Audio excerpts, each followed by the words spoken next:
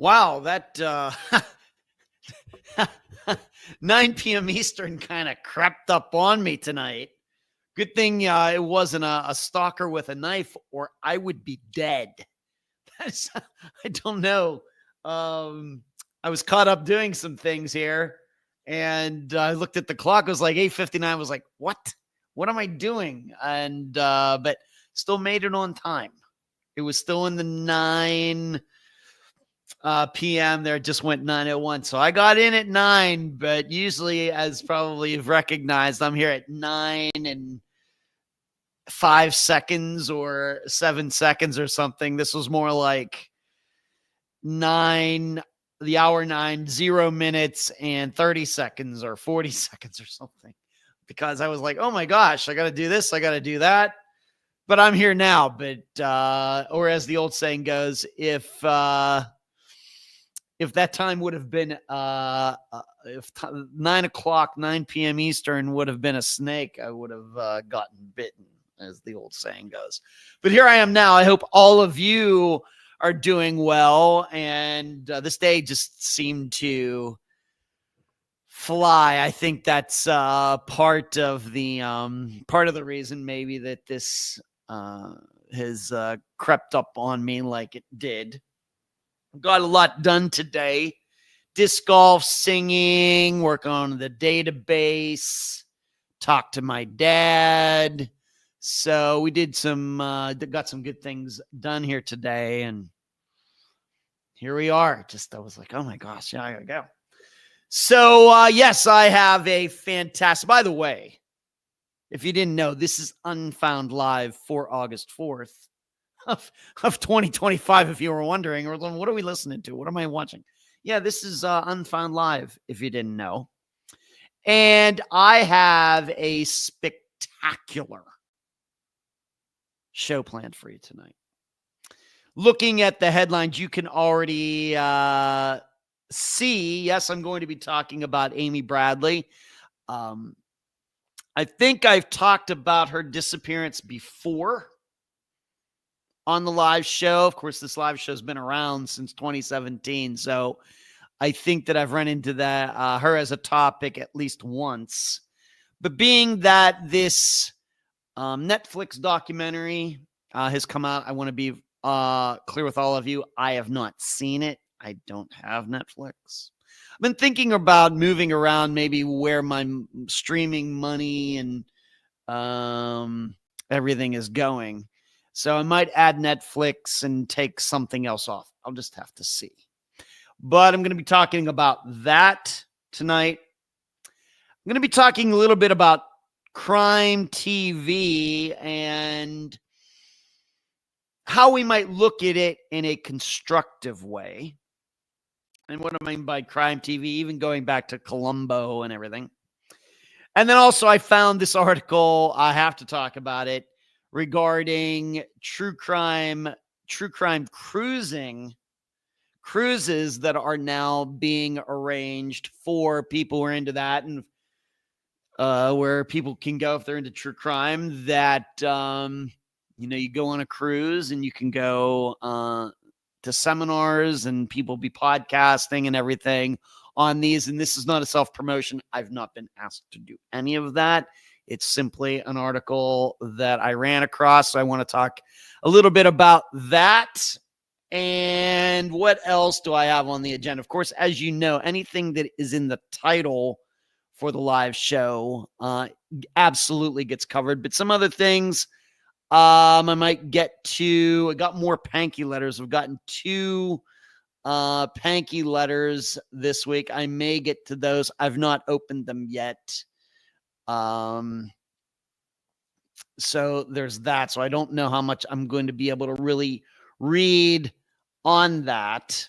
Of course, CrimeCon has happened. I've been wanting to talk about that a little bit. Maybe I can mix it in with talking about true crime, the true crime cruises. And we have some other things here, but surely I will, as I always promise, I will get to those 3 main topics tonight that are in the title. And I know I've not been doing this. I used to do this, but I haven't been doing this recently. If you have any questions that you would like to ask me, it doesn't have to be true crime related or missing persons related. It could be on music or on movies or I don't know, pick something, sports, whatever. As long as it's not too personal and as long as it's PG rated, I will answer it. So anybody have any questions burning in your mind tonight on August 4th? Now is the time to ask that question. Also, right now is the time to give this show a thumbs up here on YouTube or wherever you are watching tonight. Of course, you can watch on Facebook as well. You subscribe to this channel if you are new to it, right down there in the bottom right-hand corner. Subscribe, like, share it with your friends, enemies, and neighbors, co-workers, strangers, whoever it may be. And you can support what we do here at Unfound at a variety of locations. Of course, patreon.com/Unfound podcast, paypal.me/Unfound podcast. If you were watching on YouTube, certain applications don't have it, but you can hit the join button below and you get some things that other people do not. And you get the upcoming episodes early. And then you can also, while you are watching tonight, you can use the super chat button down there at the bottom of the chat. You can contribute that way, like a couple people did last Monday night, including my nephew, Charlie, who were very gracious and in sending a couple bucks my way, being that my birthday was last Friday. So you can do that as well. So let's see who is in the chat, and I will get into everything that's gone on in my life since last Monday night. Hello, Pookley. I always love it how you get in there a couple days after saying hi to me. That always cracks me up. I appreciate that. I'm going to move this microphone maybe a little more this way so I don't have to lean over. Pookley, I always love that. Thank you. Hello, Amy. Charlie, what's going on? Good to see you. I hear that your younger son and your mother, my sister, are having a great time in Ohio. I heard that Brother Michael won at miniature golf. They went and played a few days ago, and I told Diane, well, I'll be right there. I'll be on the next plane. We can't let Michael win like that. So we were joking around about that. Hello, D. Well, now I have to work to get one or even three on top fans. I see. Okay, D, whatever that means. Hello, Fishing. Lisa, it's a great night, friend found live. Thank you, Lisa. How are you? Good to see you. And your Lisa's daughter and myself share the same birthday, right? Right, Lisa? August 1st. Fantastic. And hello, Rennie. What's going on from Dallas, Texas? Good to see you, Rennie. Good to see you. Lori says, I almost left. That's funny. Suzanne, good to see you. Dee's asking, is that the case? I did a question on Amy Bradley. It is. And in fact, Dee, it was because of that kind of put it to the front of my mind. I was said, I need to talk about that disappearance. Now it's at the forefront of everybody's mind. Now would be a good time to talk about it again. And in my opinion, set everybody straight. But and everybody knows recently I said I was going to be trying to really, really deeply analyze a disappearance every week here on the live show. One that has not been covered, of course, by the podcast that comes out every Friday yet. And Amy Bradley certainly qualifies as one of those disappearances. Just like last week, it was Tabitha Tudors. Lori asked, did you listen to Ozzy? There's a good question, Lori. I've not seen that last concert where he was up on stage and they were doing. I've not seen it. I would admit that I'm a little particular on things like that. I know this is going to sound so weird, but I don't mind remakes of songs, but bands doing other people's music and everything, it's just it to me, it's just a little weird. I don't know why. I don't mind cover bands like local bands. Of course, my buddy Brad, plays in bands up in Pennsylvania, and they do well-known music and everything like that. But if I want to listen to Ozzy songs, I can just go to Spotify. I'm kind of like that. Once again, nothing against local bands and everything else, and that's fantastic. Love it. But something like that, when there are famous bands doing other famous, like something like that, there's just something about me. I was just like, I was not motivated to watch it or listen to it. Even though I loved Ozzy, my favorite era of his music is in the 1980s with The Ultimate Sin and Shot in the Dark and Bark at the Moon and Crazy Train. Get into the 90s. I'm not the biggest Zakk Wylde guy fan. I'm more of a Randy Rhoads, Jakey Lee guy. And I like Black Sabbath, certainly not big on Black Sabbath. I'm more of a Deep Purple guy. I'm more of a Led Zeppelin guy. When it comes to that particular area, Deep Purple's fine, but they're just bands that I'm more into, like The Who. I would even say that I like the Rolling Stones more than Black Sabbath, but when it comes to 80s Ozzy Osbourne, really good. Yeah, happy late birthday. Thank you, Fishing. Appreciate it. Mary Jane, look at you. Good to see you. Amy says present. Thank you, D. Leah said, you and my daughter are my favorite August 1st birthday people. I like that, Lisa. I can live with that. Thank you, Serenity. T, I should have went live myself. The guy that killed the family and left the babies walking around the area, he was in with a 15-year-old with a 15 AR and drum. All right, D. Yeah, I think I saw that story, D. But what's going on with me? Been practicing my disc golf. In fact, I was just watching a video. I now have an online disc golf coach. So I go out in the morning and I video myself for a little bit. And then I send it to him.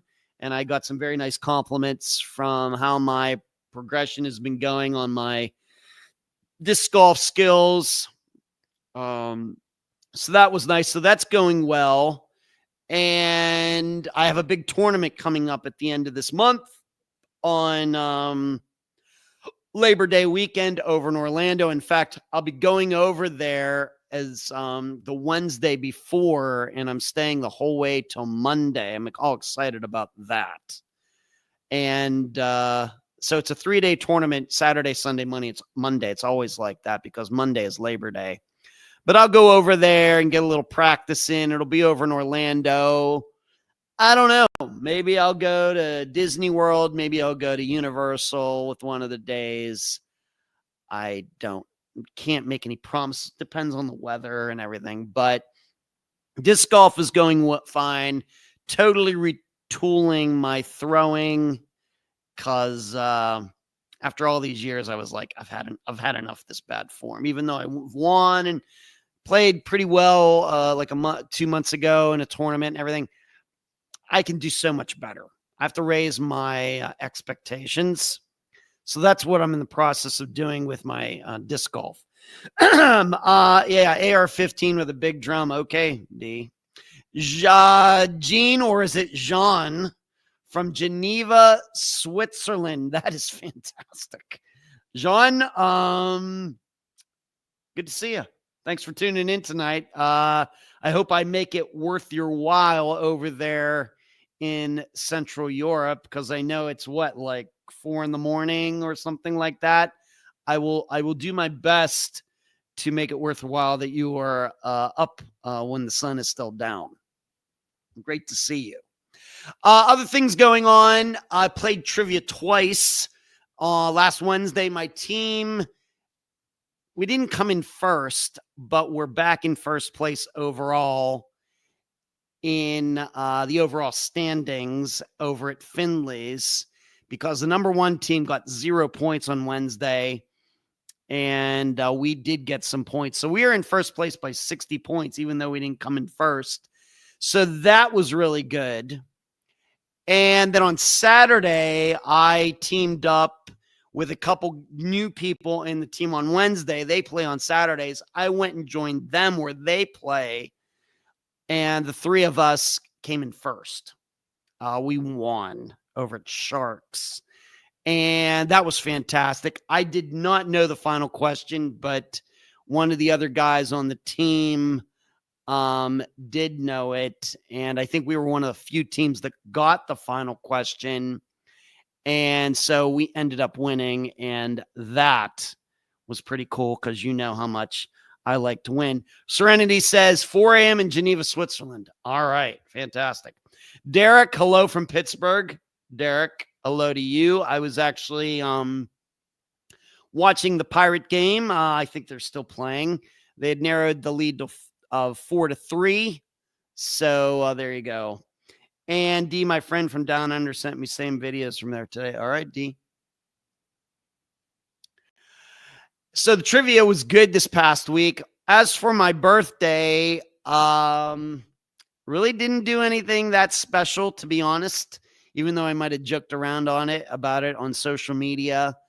Really just a regular Friday for me, and did end up making wings. They came out very, very well. I've not cooked them in a while, so I don't know. This might be the first time even this summer that I did that, and they came out really, really good. And I cooked the whole batch, but only ate half of it. I cooked the other part, but froze them, so they're in the freezer. So what you can do then, if you don't know this, if you cook them in oil, if you cook them in oil to the point that they can be eaten and you don't eat them, if you freeze them, when you take them back out, as long as you let them thaw, if you get the oil temperature up, you only have to cook them like for 5 minutes in the oil again to get them to being edible again. If you didn't know that, you don't have to put them in the microwave or nothing.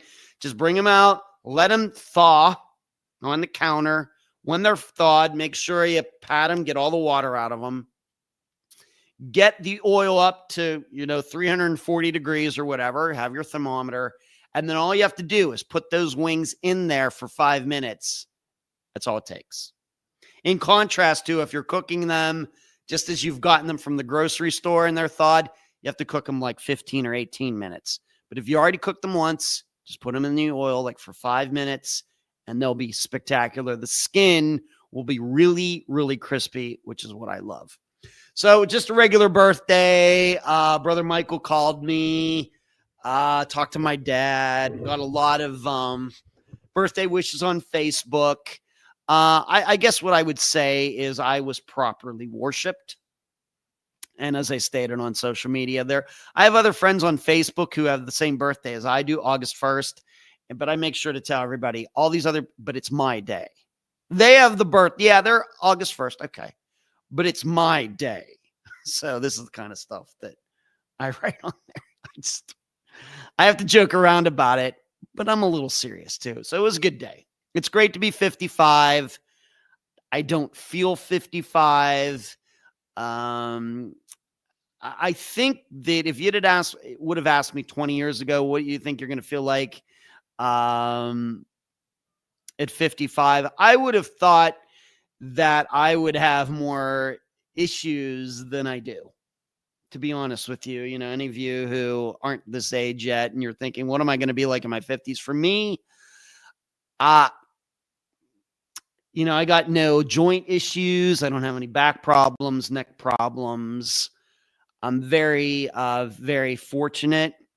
Of course, I've been able to avoid cancer and, all of those things. Just very, very fortunate. Obviously, I had some sleep issues 6 months ago that I'm sleeping fantastically now, by the way. Fantastic. I had a dream last night that lasted, I would say, a half hour. It was crazy. I don't know. Maybe I'll tell you about it. But if you would have told me 20 years ago, Ed, you're going to make it to 55, You're going to still be very active. Maybe you need to lose a couple pounds, and I'm working on that, but no joint issues, no back problems, no neck problems, no cancer, no mental health issues and everything else. I'd have been like, man, okay, great.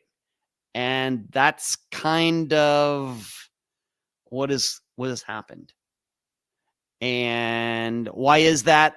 I think a lot has to do with genetics, but I also think it's because, for anybody listening out there, why? Non-drinker, non-smoker, not 420 friendly, having good discipline in the choices that I've made in my life. I have spectacular friends.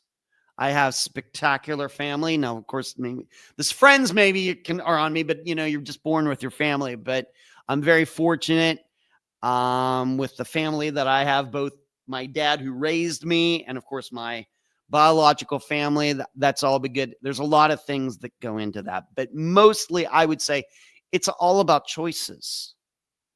Are you going to choose to be healthy?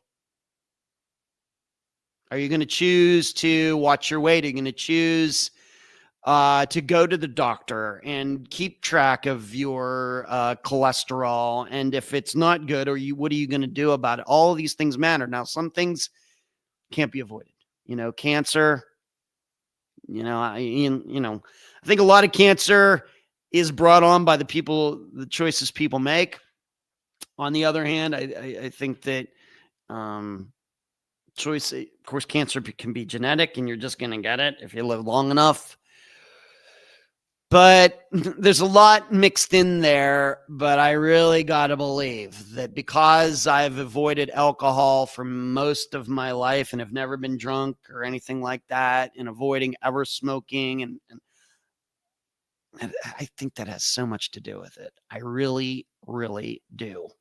That's my suggestion for all of you. If you're in your 30s, of course, you're in your 50s, then maybe you need to be sticking, well, if I'm going to be living to 75, what do I got to do now? So at 75, I can breathe and I don't have to get around in a wheelchair and everything. What do I got to do now? That's what you should be thinking about. That's the way I think.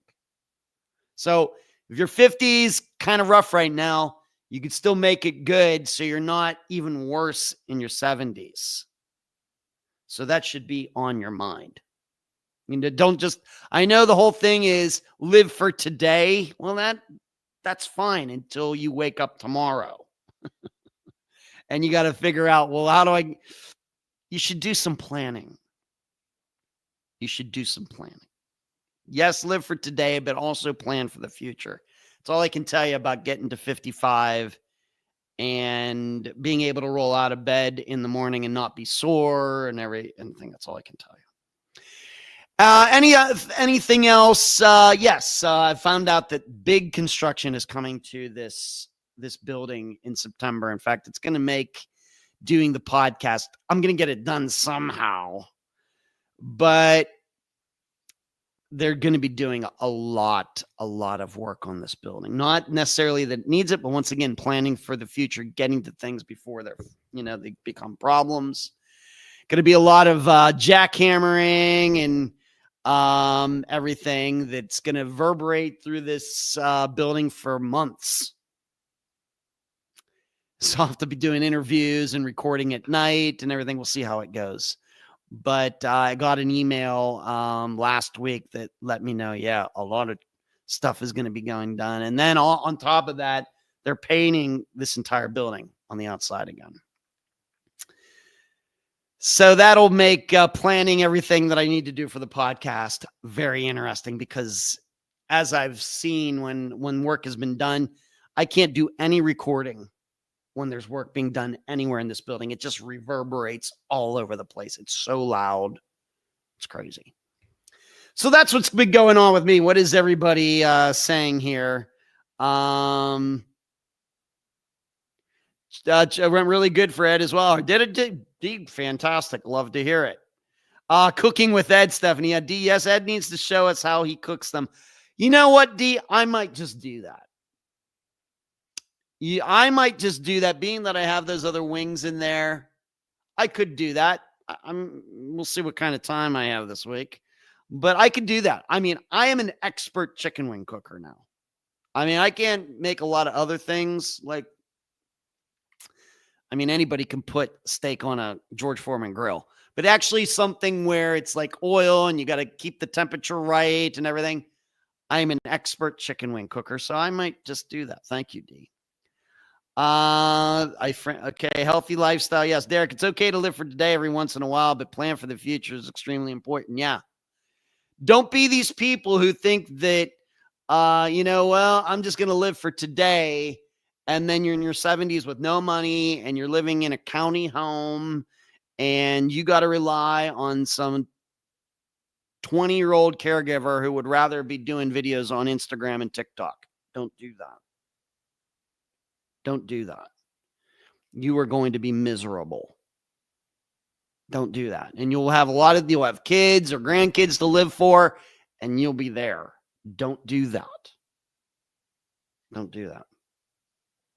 D said, well, the old man said mine were good. Well, if you followed my recipe, D, then I'm not surprised at all. Yeah, we'd be fine. All right. I'm going to put it on my list of things to do at some point before live show next Monday.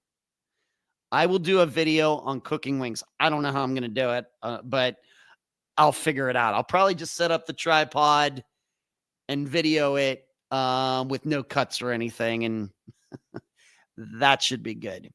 But just keep in mind, this will be the short version of cooking wings because the ones that I have that are already cooked, just remember that. I'll explain it. I'll get it done. Hello, Marty. Thank you for not being on time. All right, let's get to the true crime stuff, and I'm going to go right into Amy Bradley. I'm guessing, being that people saw that in the title, I don't want to tease everybody regarding that. That's not really what I want to do. So let's get right to Amy Bradley's disappearance. And I know many of you have Netflix. I'm going to guess many of you have watched the documentary. Of course, if you're tuning in here on Monday night, you're into true crime. And if you have Netflix, I'm guessing you've watched it because it came out in the middle of July.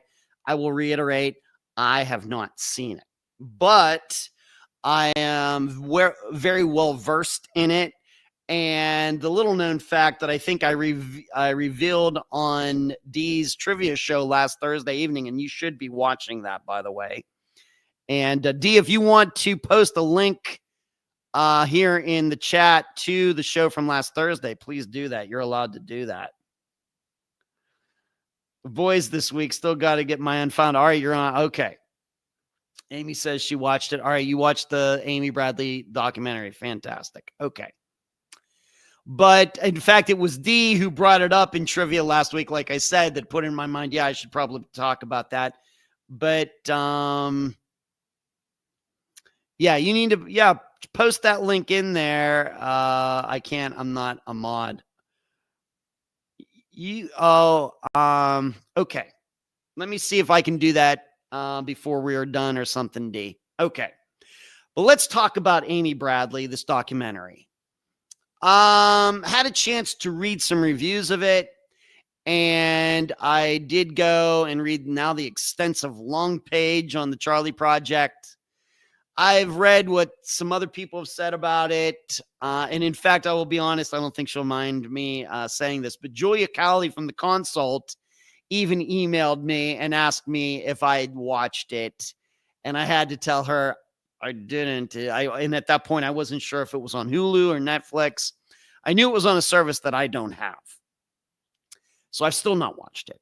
But Dee brought it up last week, and it reminded me, as I mentioned on Dee's show, some of you know that before I started Unfound, I was actually on another true crime podcast that I had started with someone else, and we co-hosted it. And we only did 5 episodes is the way I remember it. We did Roxanne Peltoff, which is still a disappearance, not yet covered on Unfound. Did Jody Husentrut, Amy Bradley, and I always forget the guy who went missing while he was scuba diving up in the panhandle of Florida. Was his name Ben something? One of you I know is going to look that up. And then we did one other disappearance, but Jody Huisentruits was actually the last. And then that kind of all fell apart. But Amy Bradley was one of the ones that we talked about. And I'm just going to tell you that there is no doubt in my mind, despite the things that have now been written and people taking a closer look at it. And we do have to remember this is a disappearance that is now 27 years old.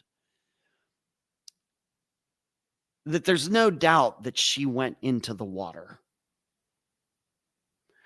I realize what they say. Well, the boat was getting closer to shore, and that's interesting. I'll get to that. Could she have been pushed into the water? Okay. Yeah, bad. Horrible. Murder. No proof of that. Of course, there's no proof that she went into the water, but I'll get into that. Could she have been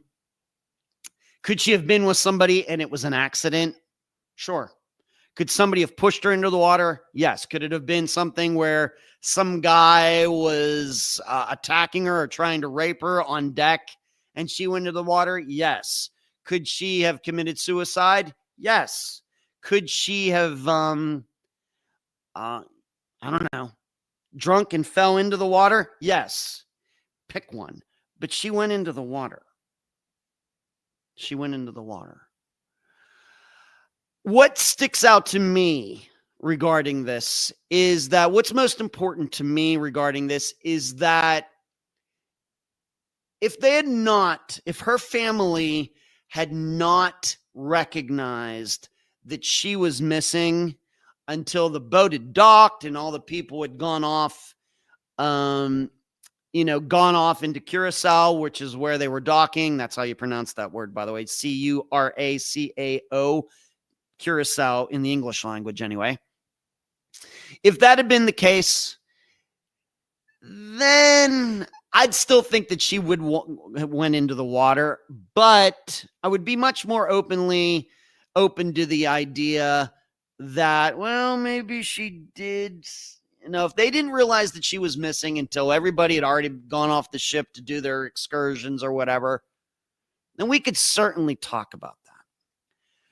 But it's obvious that they knew she was missing before the ship got to the dock. And it seems to me this was fairly well known. Now, I'm not going to sit here and tell you every single person on that huge ship knew that Amy Bradley was missing. But it's also obvious to me that they were asking around. There were people who, the crew, the employees on the ship knew about it. Enough of them knew to be keeping an eye out for her. And still somehow she got off that ship like everybody else did and nobody saw her. It's just, you know me, this is what I do. I talk to people like Amy Bradley's family. That's what I do. That's exclusively, in fact, what I do. And I feel for all these people. But even as you know, with all of the guests that have been on Unfound, I am always honest with them. Always. Always. I'm not here to blow sunshine up their butts or anything else. They want answers. I'm going to try to help them get answers. You don't get answers by kissing people's butts. And this is one of those situations, I wonder, where there are just too many people around the Bradley family that just don't want to really be hardcore with them. That doesn't mean they should give up. That doesn't mean necessarily that they should change their minds. But that they would take part in a documentary that it's clear to me that was pushing this idea that she actually made it off the ship. Meanwhile, there are many, many reasons that I'm going to get into that there's no reason to believe any of these stories. probably the Bradley family just has too many yes people around them. I run into that a lot. And maybe the perfect example now, at least in Unfound's world, would be Tom Brown. I'm always here to help Tom Brown's family. But I think one of the reasons I'm on the outs is because I'm not a yes person. Phil Klein is a yes person. Phil Klein is a yes person. You know, what I would say about what is, and they're not alone. I'm just the one that everybody, I know all of you know Tom Brown's disappearance. So I use it as an example. And of course, it's a disappearance that I know very well. These days, when Phil Klein comes out and talks about, he's not talking about it as an investigator. He's talking about it as the family representative. Well, that's not what investigators do. Investigators go after the truth no matter what the truth is. And with Amy Bradley, I just don't think that that's what's going on. And I don't think that it's been going on for a while. So why is this? Because we have to look at it this way. Why is it that we accept that all of these, of course, I mean, all of you are on the internet like I am. All of you follow news like I do, maybe even more so sometimes. You know how many people on a, I don't know, it's maybe not a daily basis. Maybe it is on a daily basis. It's just that, you know, we get news here in the Western Hemisphere. On maybe a weekly, at least on a monthly basis, maybe every other week, you hear a story about somebody falling off a cruise ship or jumping off a cruise ship, committing suicide off a cruise ship. I saw this video where a person working on a ship stabbed a guest and then jumped into the water. And I remember that story from many years ago about was his name George Smith? He was on his honeymoon and then he went missing. And we accept all of it. The public just accepts all of these people went into the water without exception. And in fact, I even did an Unfound Now where a guy went into the water, a guy working on the ship went into the water. Still don't think he's been found, up in Alaska.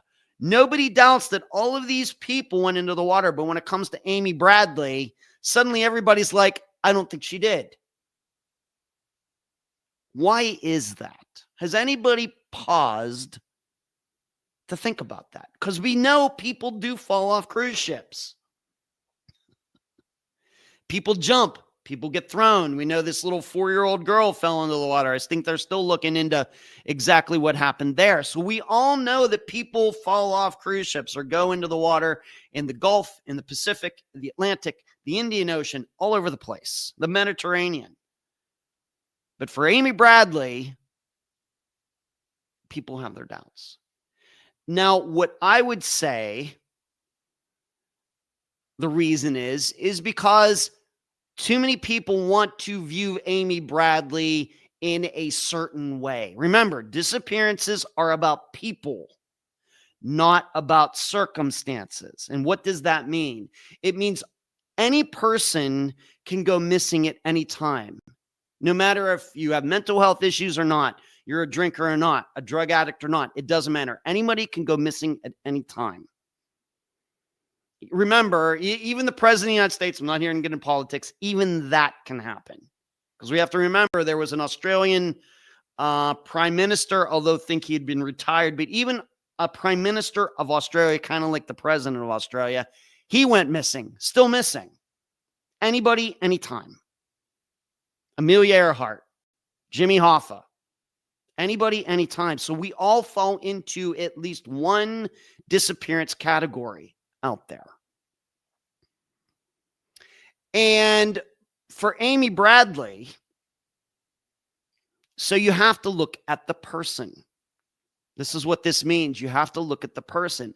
And the reason I think that people get this wrong is they see Amy Bradley as one type of person, even though, and of course, even though I don't know her, I see her as somebody else. That's what it comes down to, I think. That's what I think the issue is here. Because the circumstances are common. But I think because Amy comes from a good family and she was on this cruise with her family and she was doing this with her life and she was doing that with her life, well, surely she couldn't fall into the water. Yeah, she could. Yes, she could. And in fact, we know, and in fact, there's video of her. She was doing a little drinking. I have nothing against that. She was old enough to do it. I'm not a drinker. I think it's best that people stay away from alcohol for a lot of different reasons. Nothing illegal about it, nothing immoral about it, nothing unethical about it. But you get on a cruise ship and you start drinking, and that's what they want you to do. All it is a big casino on the water. They want you to drink because you know why? People who drink and things like that, like in Vegas, we all know, why do they give you free drinks when you sit down at a slot machine? Because you're more likely to blow more money. That's why. Casinos don't like sober gamblers. Likewise, cruise ships don't like sober cruisers. Why? They spend less money. They're probably less likely to get caught up in those art auctions and everything else. The problem is Amy Bradley did get caught up in the atmosphere of the cruise. Me, I wouldn't do that. I was on a cruise in 2006. I was on a cruise in 2012. I didn't drink. I didn't gamble. I know I'm no fun. Cruise casinos and cruise companies hate people like Ed Densel. If it were me, they would be all out of business. But Amy Bradley was a certain person. She was staying up late. I'm not trying to judge her and blame her. But I think the reason people don't think that she went into the water is because they have a certain attitude toward her and a certain vision and portrait of her that obviously is contradicted by what was going on during the cruise.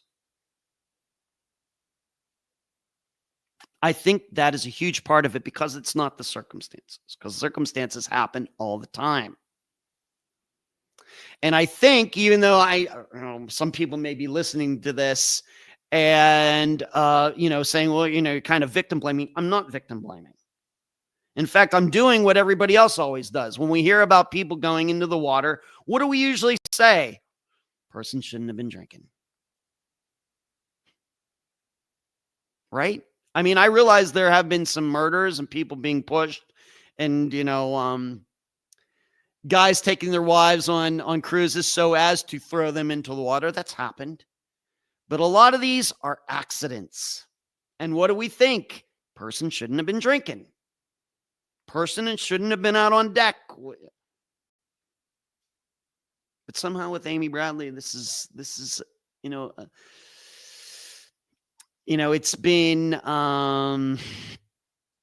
it's been kind of downplayed, even though everybody knows it's true. That is my perception of this disappearance. Also, we have to remember when it comes to Netflix is not news.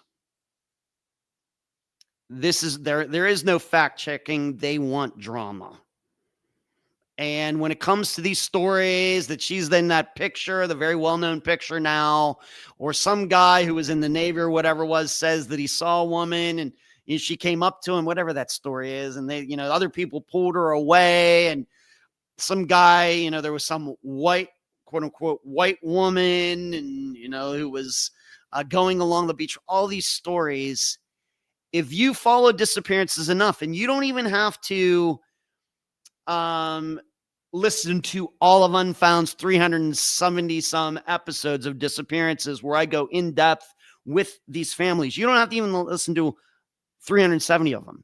You listen to just 100 random ones, and you'll hear all sorts of stories by witnesses that never come true, ever. People make stuff up. And so when I hear these stories, I'm like, this sounds like stories I've heard 100 times. But if you don't know disappearances and you only know about Brian Schaefer, Mara Murray, Jennifer Kesse, and then you hear about Amy Bradley, you start thinking, well, those stories must be true. Because you don't know enough about disappearances to be able to dissect it and say, you know what? I've heard about all these other disappearances where these stories just never come true. I think I should be suspicious about this and doubtful and cynical. I need more information. I need more explanation. If this actually happened, then why did this person who say he saw Amy or whatever else, why did he act that way? This seems contradictory if he really knew about it, if it really happened. This is what I talk about, context. I saw this missing person. You know, maybe a very good example from Unfound would be, let me think of it. Would be the disappearance of, let me pick it out here. Hold on a second. I hate when I have to do this right in the middle of a show. No. Renee LaManna. How many of you remember, put your hand up if you remember the disappearance of Renee LaManna. Went missing Atlantic City, New Jersey, took off, ran away from her sister's house. And then there was a bartender who said she saw her. There was a guy riding the New York City subway who said he saw her. And then there was a car salesman who said he saw her at a variety of times over like the next year or whatever else. I will pick out the subway sighting as a good example. This guy said that he was on the New York subway in New York City, in the United States.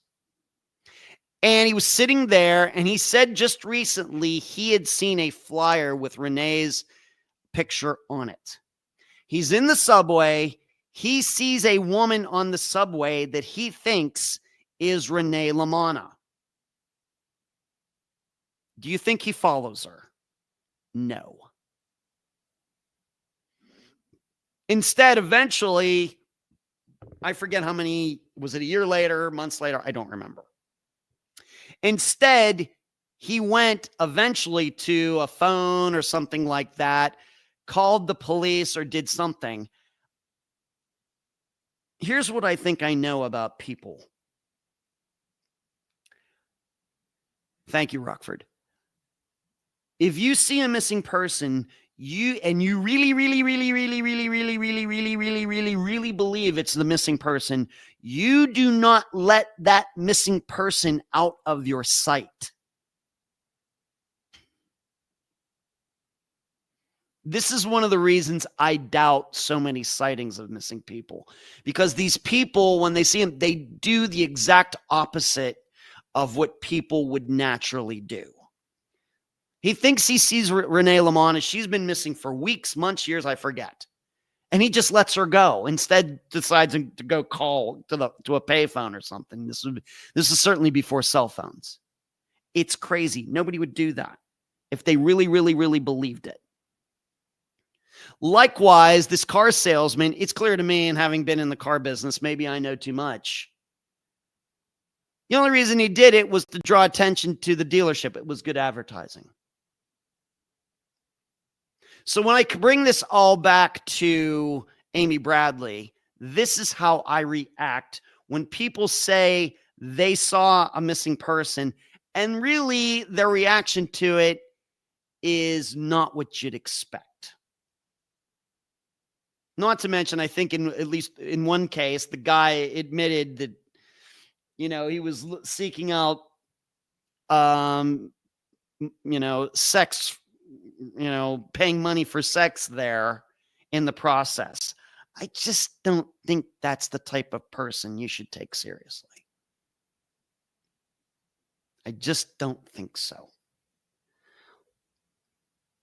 So, and also, the reason I think this is because this happened in 1998. Can anybody out there think of another occasion in the history of going on cruises in the Caribbean where an American woman went missing, and it was actually proven that she was brought into the sex trade in the Caribbean. Not one. So you have to start asking yourself, what was it about Amy Bradley that made her so different from every single 20-something-year-old woman who went on a cruise in the Caribbean and didn't get sex trafficked, didn't get kidnapped and abducted and forced into sex? What made Amy Bradley so different than all of them? And when you start thinking of it in those terms, because we have to remember, if that actually happened with Amy Bradley, that means these people were successful at doing it. You would think they would have tried again and been successful, but there's no news of that. Zero.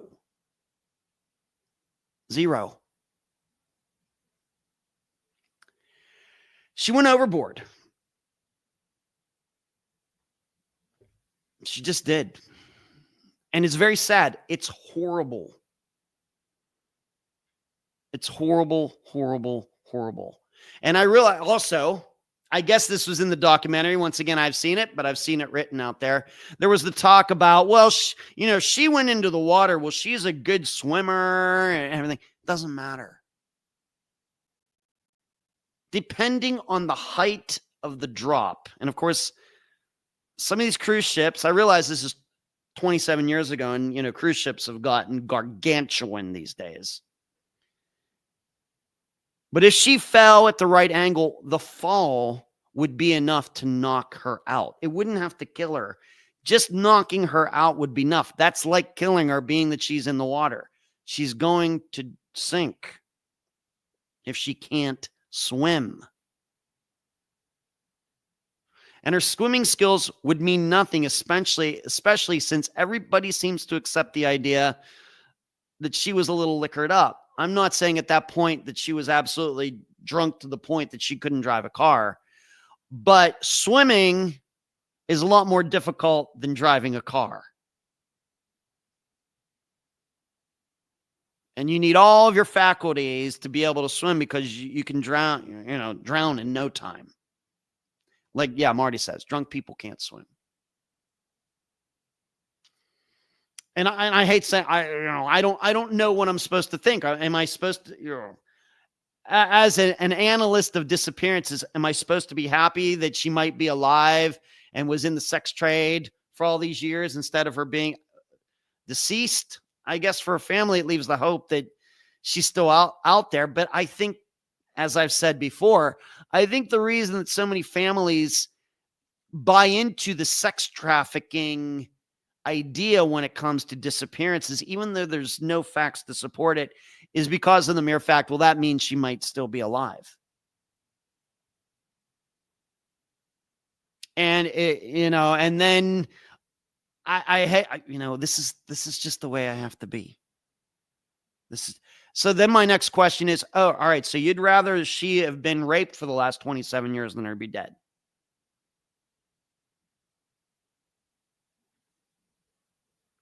I know it sucks. It all sucks. All these disappearances suck. But if we're going to fix this, we have to view all of them in very black and white terms and very stark terms. This is what I've said about the smiley face killers.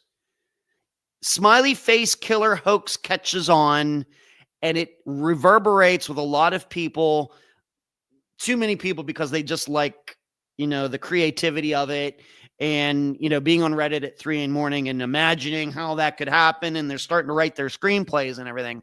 But a lot of other people who are not so much into true crime and all of that, they believe it because it's a defense mechanism. As long as we can blame disappearances on evil, on a ghost, on roving bands of marauders in cargo vans driving all over the United States, just looking out for these drunk college kids walking back from parties, we never have to actually confront the problem that kids drink too damn much. Because that's the real problem. Here's what I think I know. And I'm not here for prohibition. I'm not for prohibition in the United States. But here's what I think. I think if a lot of teenagers into early 20-somethings were doing a lot less drinking, we would have fewer people going into rivers and dying. Funny how that works. Funny how that works. It's not funny at all. It's darkly humorous. But as long as we can keep blaming it on something out there, nobody has to change their behavior. We can just keep doing what we're doing. As long as we don't see a cargo van coming up behind us, man, we can just drink and do stupid things as much as we'd like.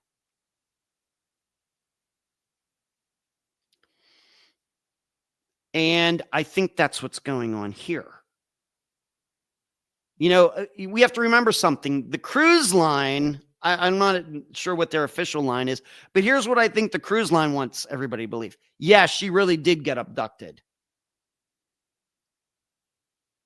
They'd rather believe that than believe, oh, somebody else, one more person got drunk on a cruise.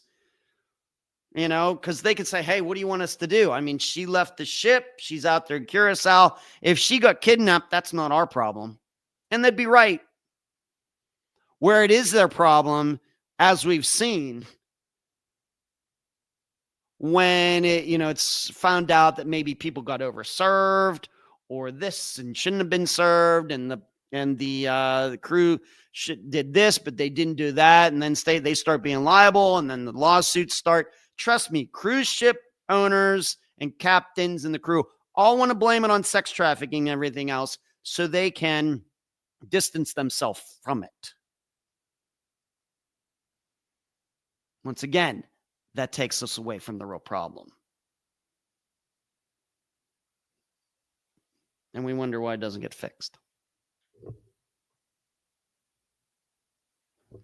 Now, as far as this picture, let me see what everybody's saying here. Just I'm on a soapbox here for a little bit.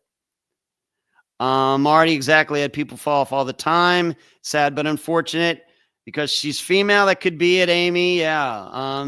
Who investigates or prosecutes suicides, disappearances for foul play on cruise ships? Ports of call. Is the country's ship flagged responsible? Yes.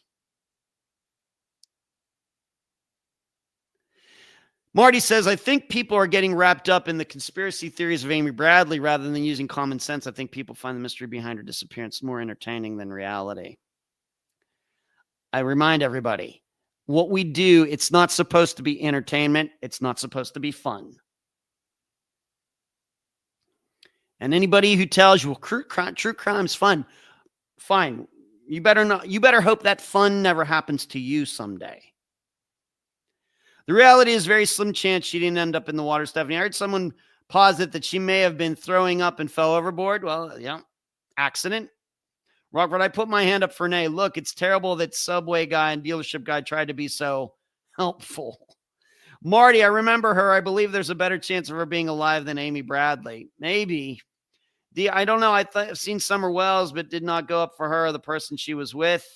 Marty, a lot of attention seekers, Rockford. Two things on Bradley. A, amazing that she can whisper cryptic messages to strangers and not call out the authorities to help. B, amazing how the witnesses can so vividly remember tattoos. Right.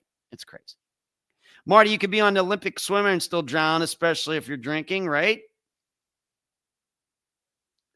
They claim he's going to argue with that on Marty. Okay, they cling to hope.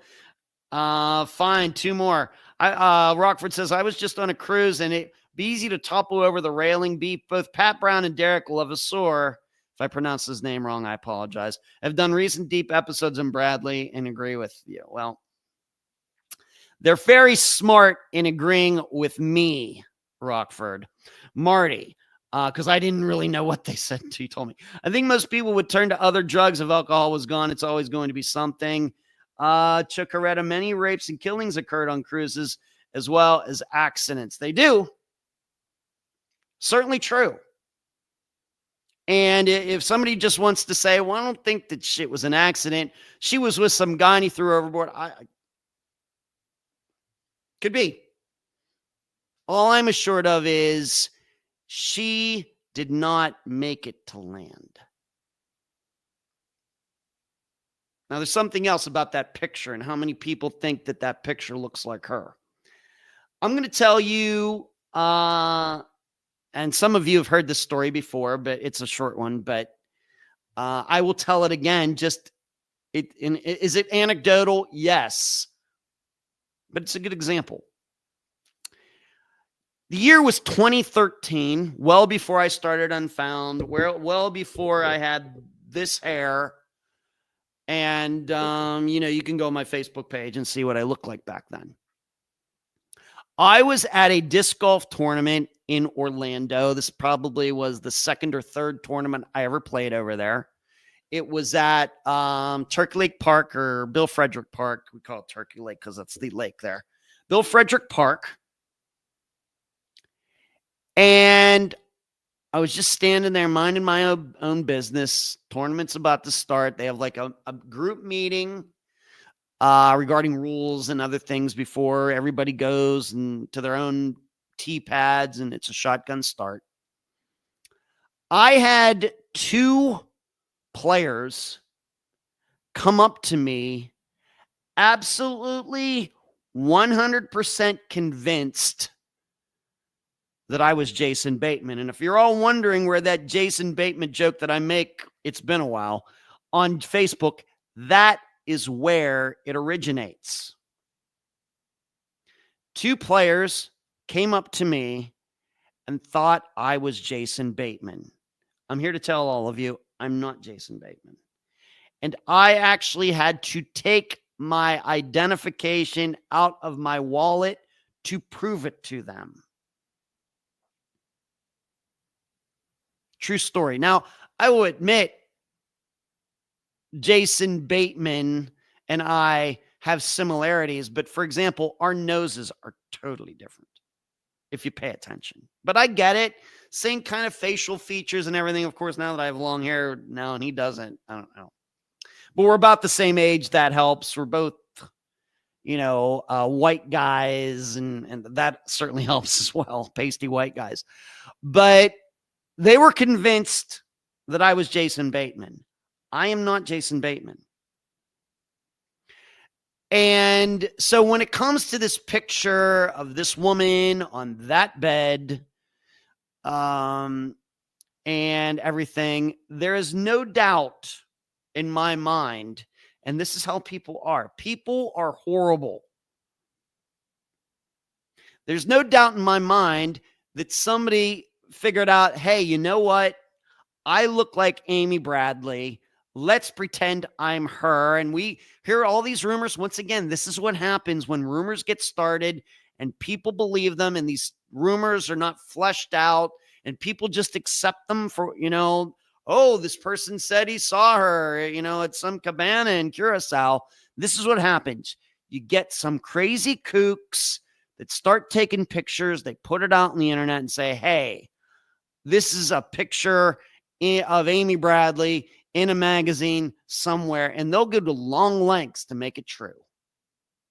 That's what happens. Just like we have people doctoring up photos. Of course, that's easier than ever now. They will go to all sorts of lengths to fool people.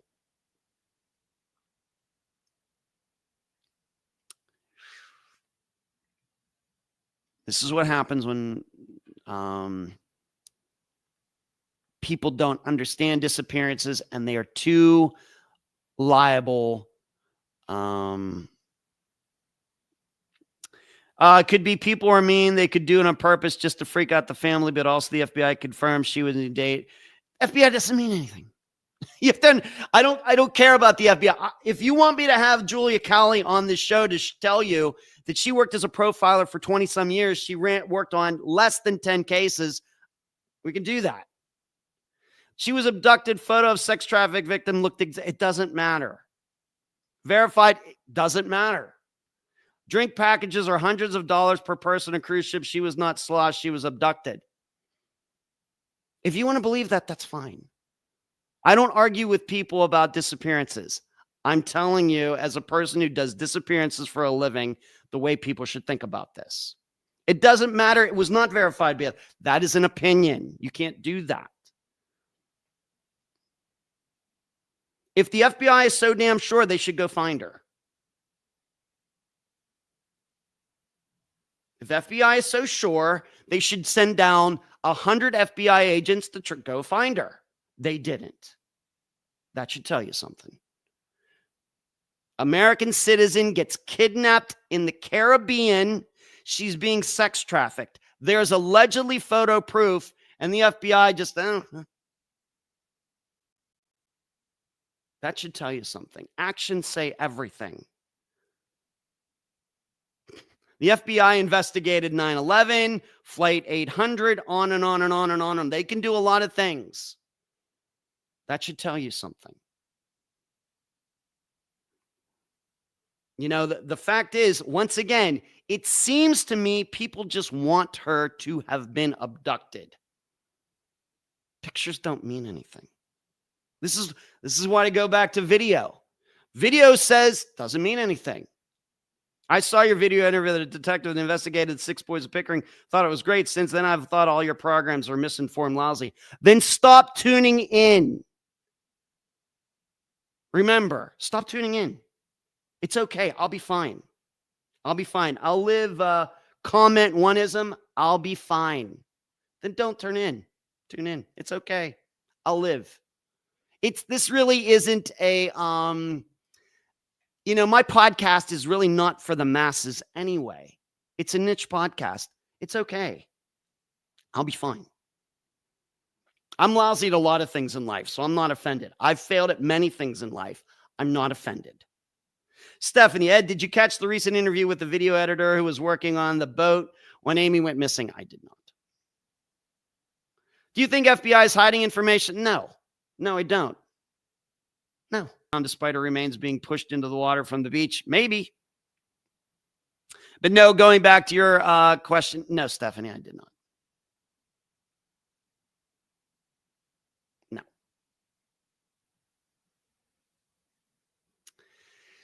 So, that is my insight on Amy Bradley. Obviously, at least a few of are rejecting it. What kind of information or evidence would you need to confirm she fell off the ship, that it was trafficked? Or is it true that she could have fell and then no bones? Yeah, people are falling into the water all the time. Never found. You know, I think I mentioned it. Was his name George Smith, the guy that was on the cruise on his honeymoon, and there was like blood on the roof below her? He was never found. And nobody doubts that he went into the water. Most people who fall off cruise ships are never found, even though everybody accepts that they went into the water and they go back and check and everything else. They maybe can even kind of guess, and they'll turn around. You know, other cruise ships will come and help out. Not found. Most people who fall off cruise ships are not found. Now, some of those are suicides and they leave notes and everything else. Even those people, and we know, not found. Don't wash up in shore. I mean, the Caribbean, the Caribbean is small, but it's not that small. It's small compared to the Pacific Ocean, but you don't want to fall off a ship in the Caribbean when where you can't see land. It's just, you might as well just be falling off into the Pacific Ocean.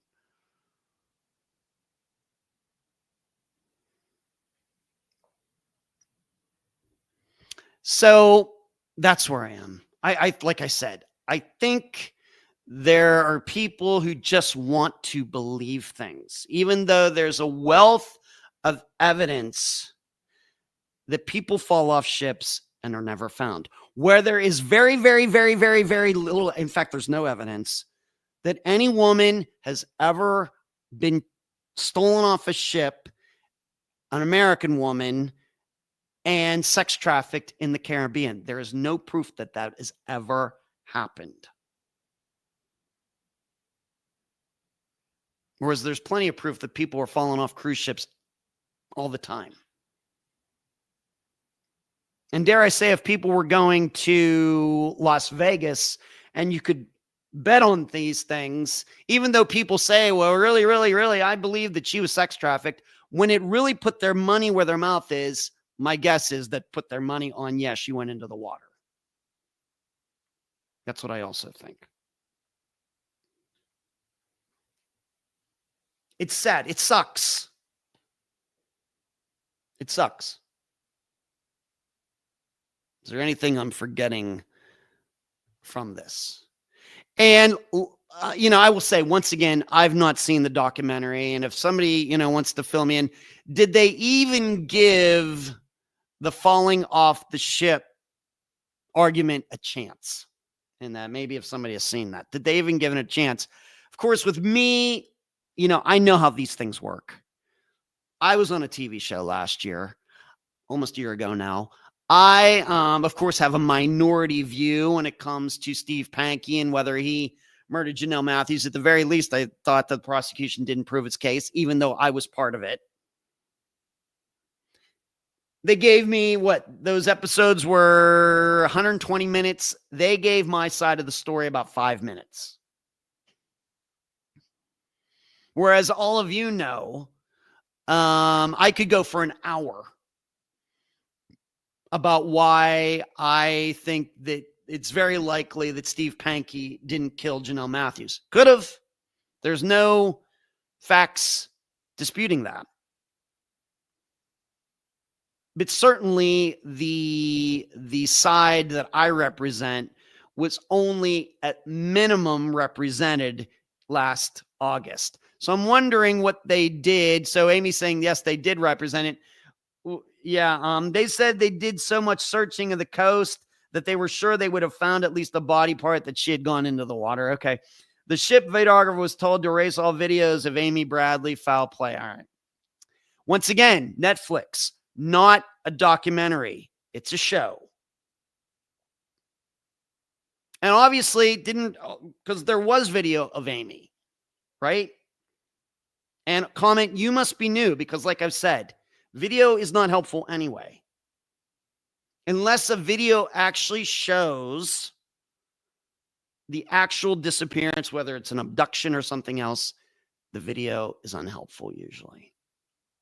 Rockford, the dog gave the argument a chance. It needed a more credible source to make the argument, however. I'm wondering who that source was. They said they did so much searching of the coast that they were sure that... Why would they think she would go to the coast? Why would they think that?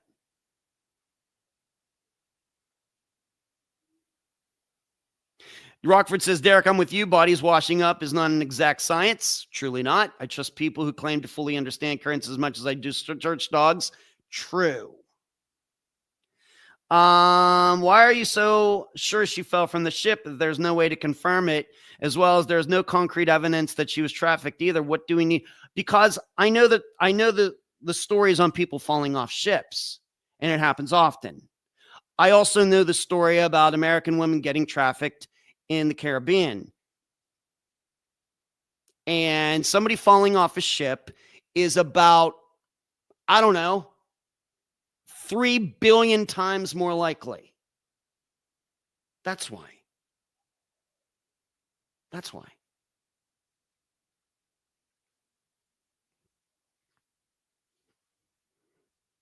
Once again, choke already. Once again, you must be new. You should go listen to all. I'm guessing you haven't listened to my episodes. People who say things can't be trusted.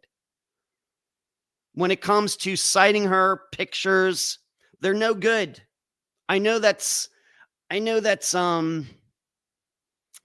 it's a severe minority view, and I know it runs counter to almost everything you hear everywhere else in the true crime community about videos and witness statements and everything else. I'm here to tell you none of them are good. That's why we have so many unsolved disappearances in the United States, like 100,000. That's why. A lot of people claiming they've seen things and everything else. Those disappearances are still unsolved. And if we're going to talk about the FBI, as somebody else brought up, guess what? The FBI doesn't trust witnesses either. It is the lowest form of evidence.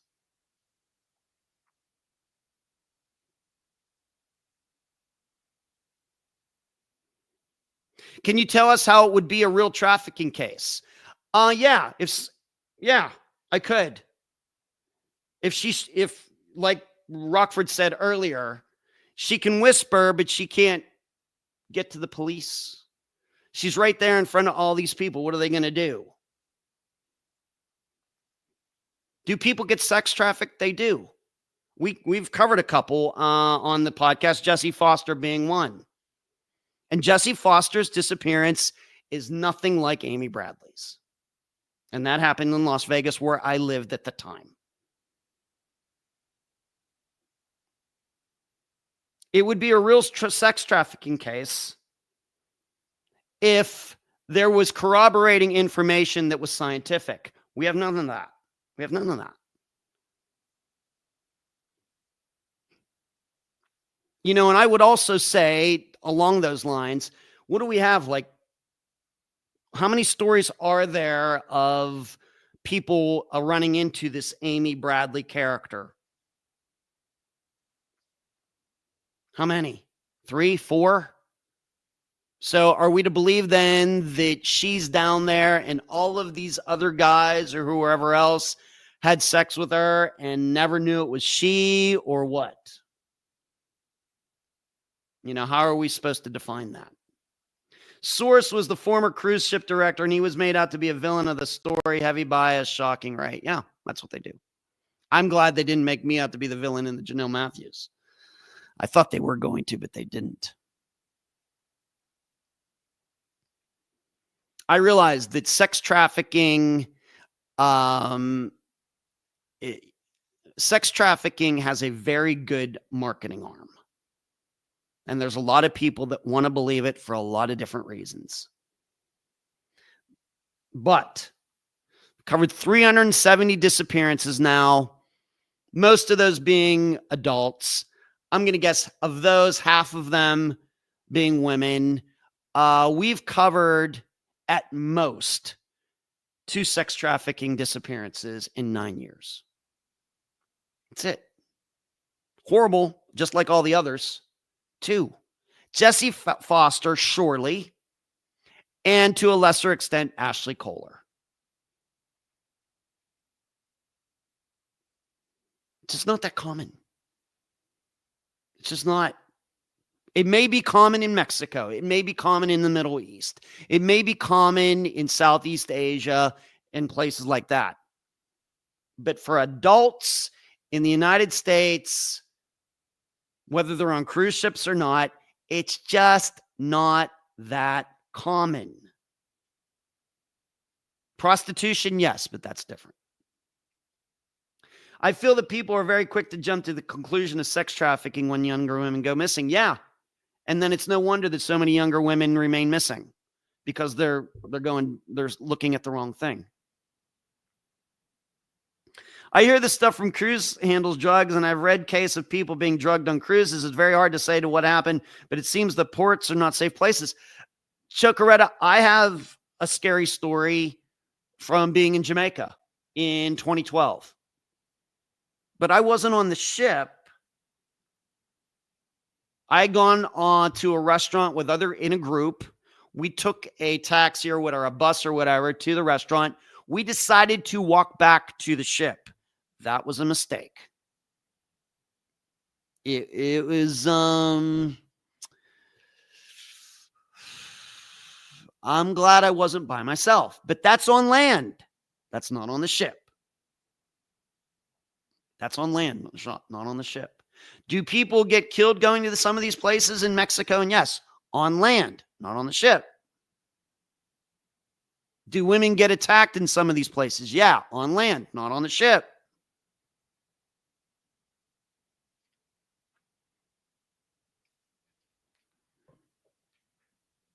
And what I would say regarding ships, yeah, they can be dangerous. You go on those excursions, don't get adventurous. Don't do that. But ships can be dangerous places. I mean, I remember once again on that cruise in 2012, we ran into winds out in the Atlantic Ocean that were like 90 mile per hour winds or something crazy like that.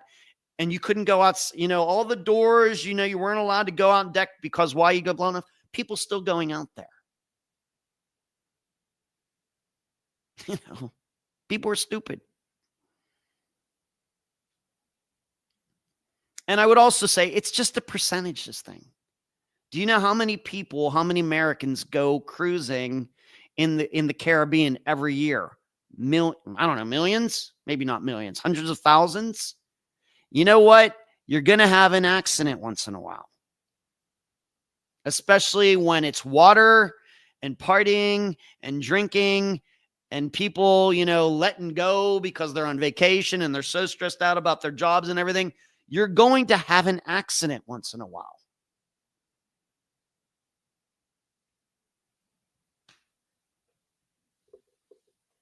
All this stuff about the FBI and everything. It's as a guy who actually knows, none of you know any FBI profilers, or I do. I respect her as much as I respect any person in my life, even though she and I have agreements. I actually know one and have talked to her. She may think I'm crazy, but that's fine. But we have great conversations back and forth. And I would urge you to listen to the Consult podcast. How many of you have had the opportunity to talk to an FBI agent about this or anything else? I watched a video of a person who worked 20 years in cruise line. He said that stuff is looking from day one to target people to do them favor by picking up drugs. Then why did he do that? Then I have to ask you a question. Why would you do that job if you're doing that? Why would you put up for 20 years of seeing that and not do something to stop it? And that was just cool with this person to just go to work every day and know all that stuff was going on, and that person just lived with it. I would say that that's a person who lacks character. They do the job for 20 years, then they tell everybody else what they saw. That's not a person of character. If you see something wrong, you do something about it. Why would you continue to work there?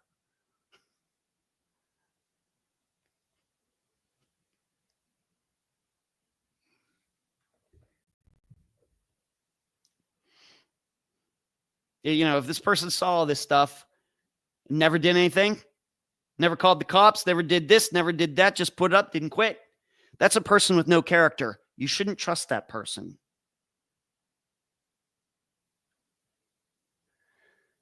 So that's my Amy Bradley speech. Now, along those lines, and I guess this is a great segue, is now cruise lines, I guess in the Caribbean, coincidentally, they're going to start having true crime cruises. Yeah, now what happens if somebody goes missing on one of those? I guess luckily there'll be a ship full of people who can get to the bottom of this. And if it's a young woman who goes missing, they can all just automatically think she got sex trafficked, and they can go to the nearest island and start searching for her, I guess. Sarcasm inserted.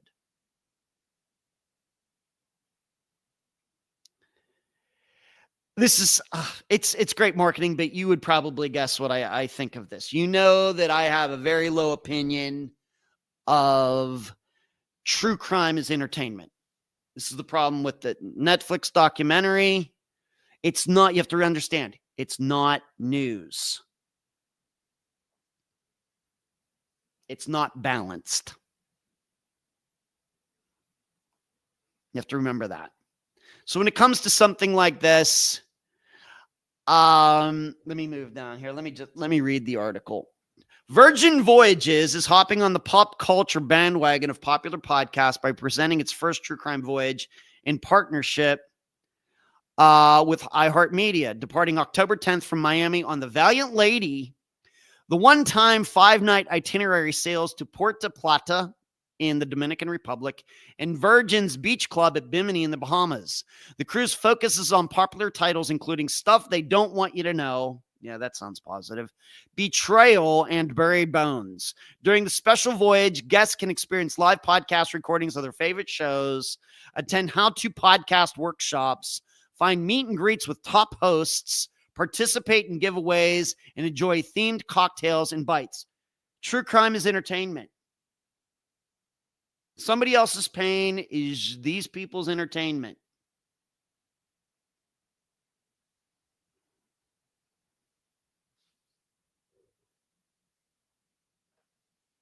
It's not illegal, but it may very well be immoral. The adults only cruise line is packaging this as a culture-driven sales opportunity for its travel advisors. It's all about the marketing, known as First Mates. Virgin is billing the experience as one that's ripe for group bookings and people who are new to cruising. Here's what I think I know. None of the people who came up with this idea have anybody in their family who was ever murdered or who went missing. Pretty sure. We designed the True Crime Voyage to tap into something people are already passionate about, said Nathan Rosenberg, Virgin Voyage's chief marketing officer and head of sales. But we built it to make something selling simple, profitable, and fun because that's what First Mates deserve. No, First Mates deserve the truth about all of this. And if they knew the truth about all this, none of these people would be going on these things because then they would know how serious it is, and it's not made to be entertainment. Guests can also book this cruise directly through the Virgin Voyage's website, where prices start at $1,702 per cabin, double occupancy.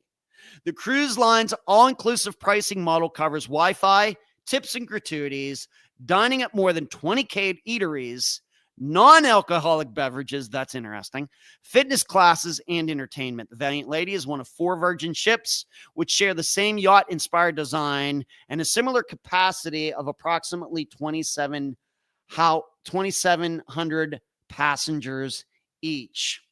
Hey, there's no business like the cruise business. Or entertainment, I'm sorry. As you would probably expect, if I were to ever be asked to do this, it would be an emphatic, unquestionable no. I love cruises. Had a great time 2006, had a great time 2012. It's fascinating being out there at night.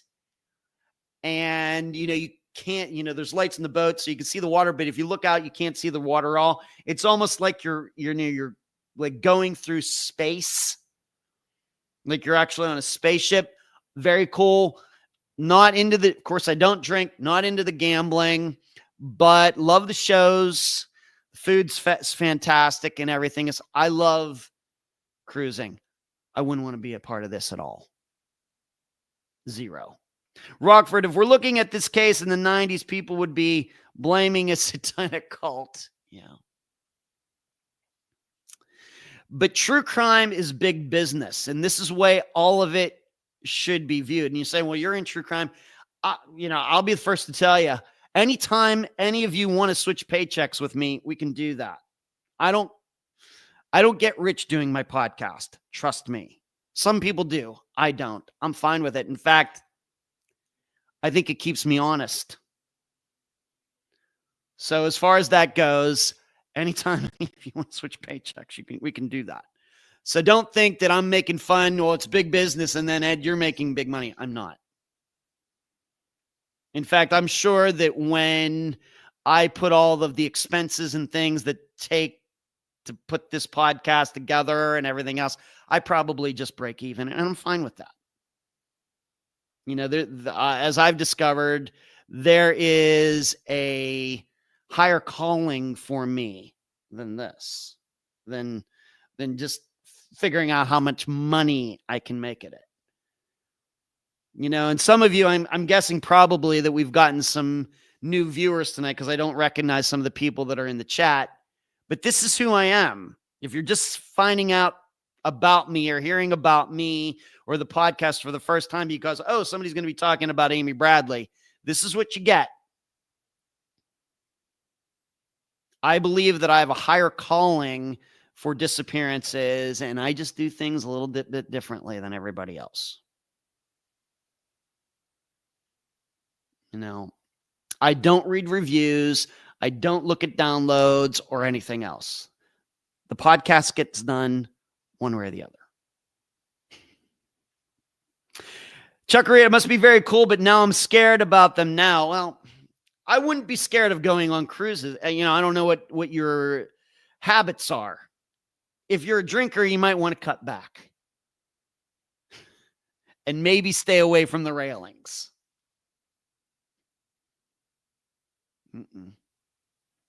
Everything's dangerous. Hey, driving your car tomorrow is way more dangerous than going on a cruise. But here's what I think I know. If Amy Bradley was cruising somewhere and she and her car went missing, I would not think that she got sex trafficked. The odds would be very high that she probably lost control of her car and ended up in a body of water. That's what the odds would say. Could be wrong, but that's what the odds say. And so for Amy Bradley, the odds are overwhelming that she went into the water.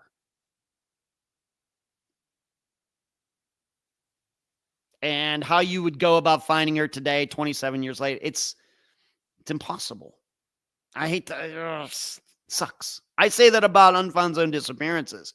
I'm on the record saying probably the hardest disappearances that Unfound has covered that probably are the least likely to be solved are the ones where there is a reasonable belief to believe that the person went into a body of water.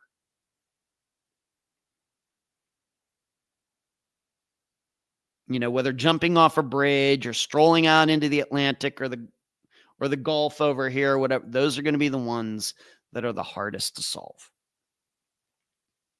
Because it could be anywhere.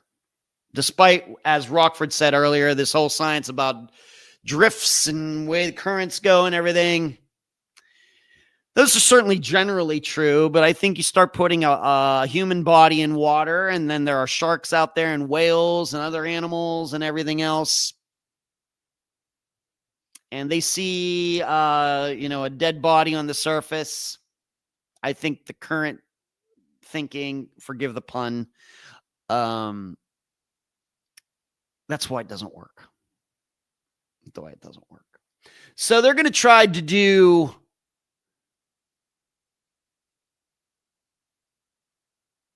cruising like, this, I don't know. Just, and it's in partnership with iHeartMedia. So whatever podcast hosts or whoever else are affiliated with iHeartMedia who do true crime, I guess they're the ones that are going to be on this cruise. I don't even know who that is. Robert, one important thing, I can't blame the family. It's enormous loss made worse by an expensive scam, curiously not covered by Netflix. And it's hard to be level-headed when you're that close. I get it. But the thing is, Rockford, GS says it just doesn't hold water. Okay. Good one, GS. The important thing, Rockford, is that you're right. Emotionally horrible. But on the other hand, as all of you've heard, we get mothers of missing adult children who come on Unfound and do fantastic interviews. Are they emotional inside? Yes. But we know a lot of them are kind of very level-headed. And although I will admit there have been guests who to this day, I disagree with them about what happened, I still managed to get along with them cordially. I'm still here to help. But I'm always going to be honest with them regarding my analysis, and my analysis comes from my experience, not because I want any particular outcome to be true. Really, I don't care if Amy Bradley went into the water or she made it off onto the, started a new life, got sex trafficked. I don't care what the answer is. I'm just trying to tell you why her going into the water is the most likely answer. Emotionally, I'm not tied to any of these. But when people start telling me what's most likely that she got sex trafficked, you just don't know disappearances. You just don't. You just don't. Just like I didn't 9 years ago until I devoted the last 9 years to them. And I have a 90-some percentage prediction rate of being accurate. You know, I know what I'm talking about. I do. What seems very weird on this case is that the photos on the gallery disappeared before even the family went to buy them. So they say, you know, it's one of those things. Anything can seem suspicious if you want to see it as being suspicious. We'd have to compare it to what they do on every other cruise that has ever existed.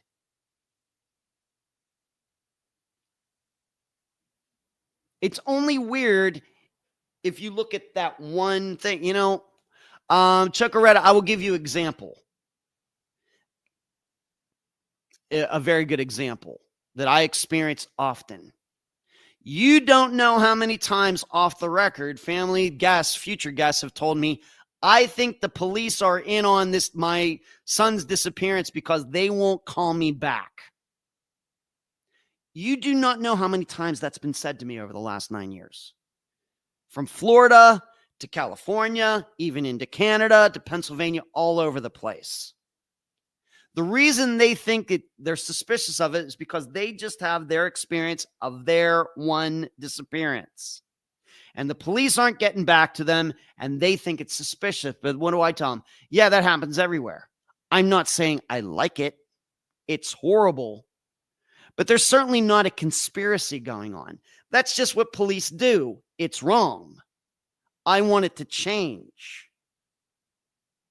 But there's nothing conspiratorial about it. They only think it's conspiratorial because they just have their own personal experience. Whereas if they knew that there were 1,000 other families experiencing the same thing, 1,000 different places in the United States, they'd be like, oh, this is just what goes on. Do you see how then their point of view would change? So when it comes to these pictures, well, what do they do on all the other cruises? Just because somebody says that those gallery got taken down, maybe they do that all the time. And it's just one person's impression that they did it differently that time. Why do you accept that just to be true and strange without there being actual comparisons? Rockford, agree on all that. What I'm saying is they are victimized again by people peddling wild theories. Yeah. This is something you can learn about life. When you are desperate, there will be people who are more than happy to make you even more desperate. In addition, there will be more than enough people to just tell you what you want to hear. When you get all emotional about anything, there's going to be people that are certainly happy to lie to you to make you feel better. That doesn't mean the problem still doesn't exist. If you really want to solve it. What do we got here? We got 21 more minutes. Let's talk about TV. I know this is going to be a funny, interesting, weird place to go now. But this is something actually that occurred to me yesterday while doing the think tank. Once again, patreon.com/unfound podcast. And please give this video a thumb up. I'm already guessing that I'm going to get some negative comments given some of the chat tonight, but that's fine.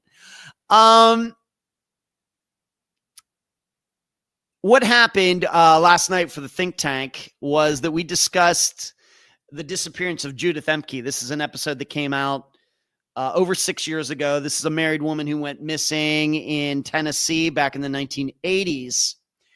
And one of the elements of her disappearance was that she allegedly typed out a note on a typewriter, and the typewriter had the page in it saying that she was leaving and she was taken off, and that was that.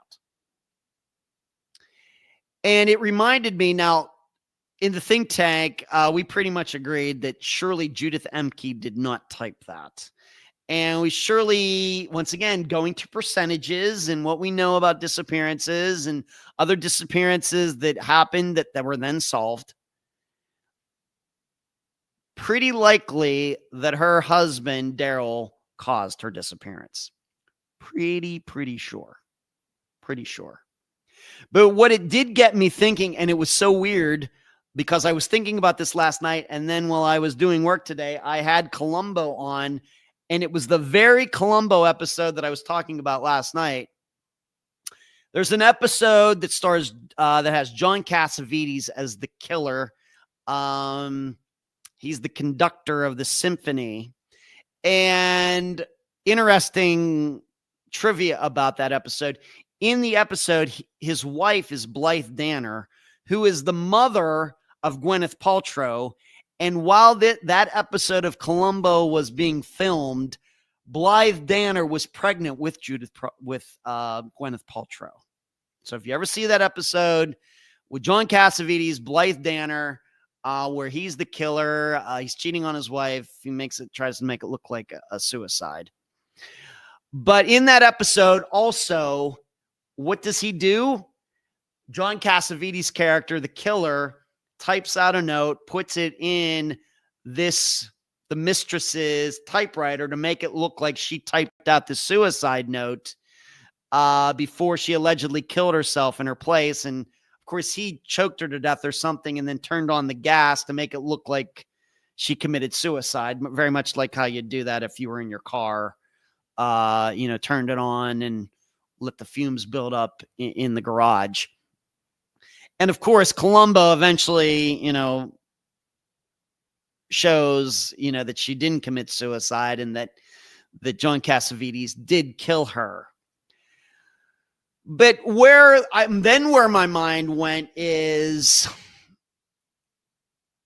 it very well, even though, as you probably know, I'm not a big fan of crime TV like CSI. It so greatly distorts what really goes on in the real world and how cases are investigated. And when I interviewed Julia Cowley for an episode that came out over a year ago, I even asked her about that, and I would say go back and find that episode because she worked for the FBI for all those years. I said, well, how much is true and how much isn't true, and is it accurate and all that? And you can hear her answer to that. I just love asking questions like that.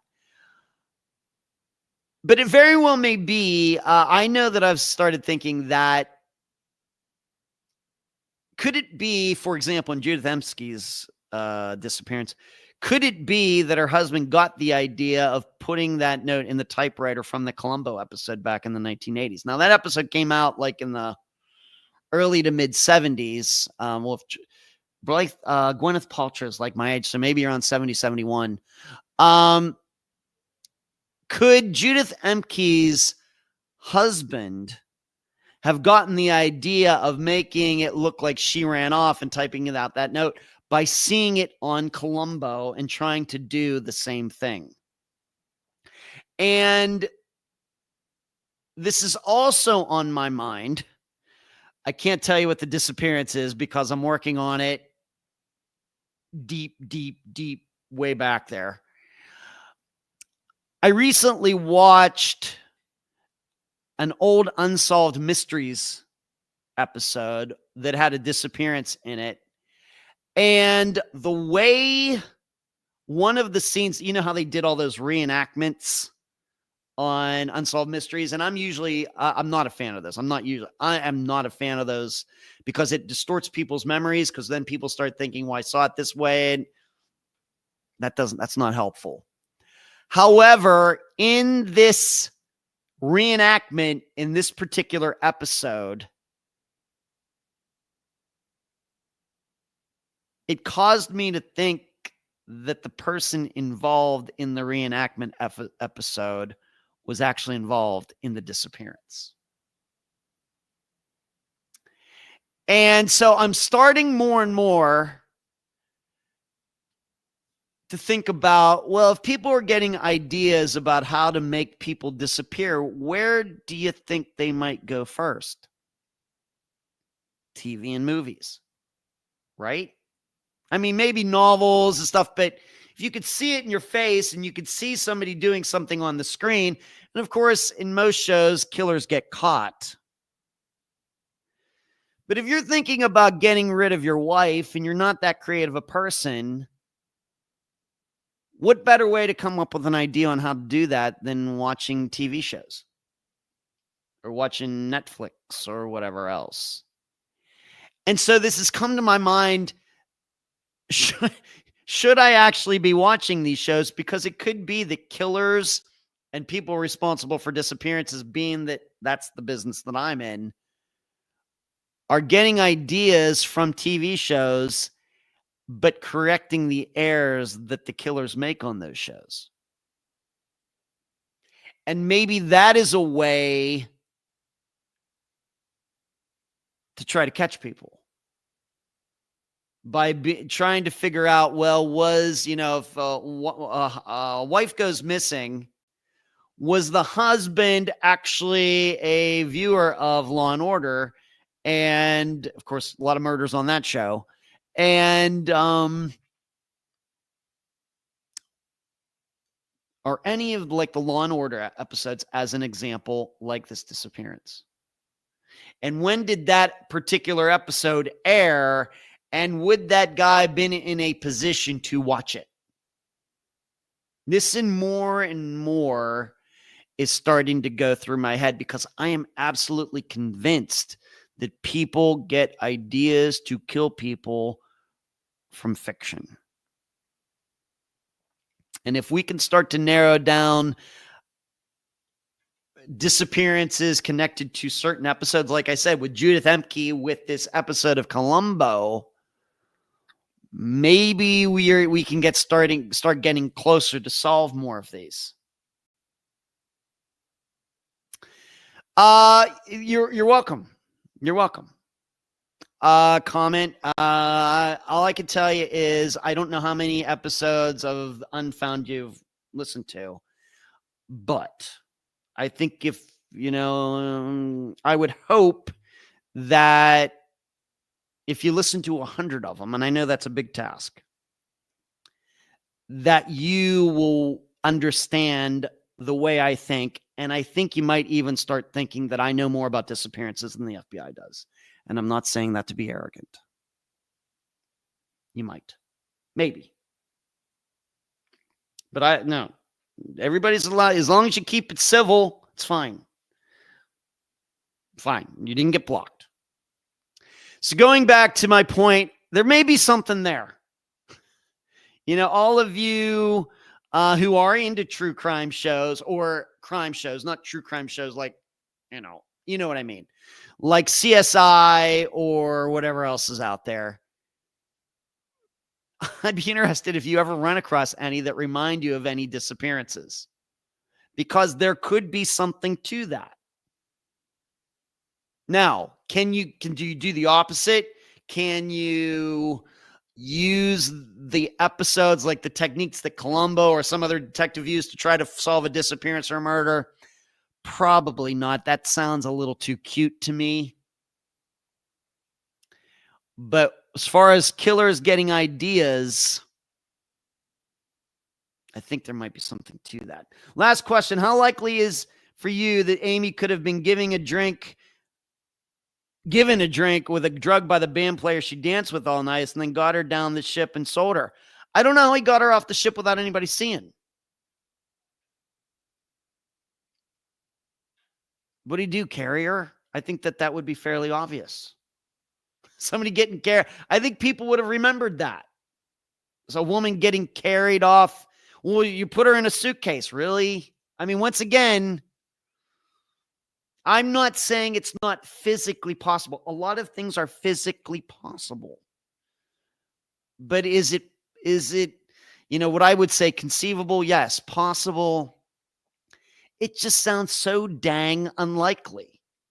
And something that going back to what comment said, Here's what you also, for anybody that's new to disappearances or new to me, new to the podcast, start Googling or researching disappearances that are eventually solved.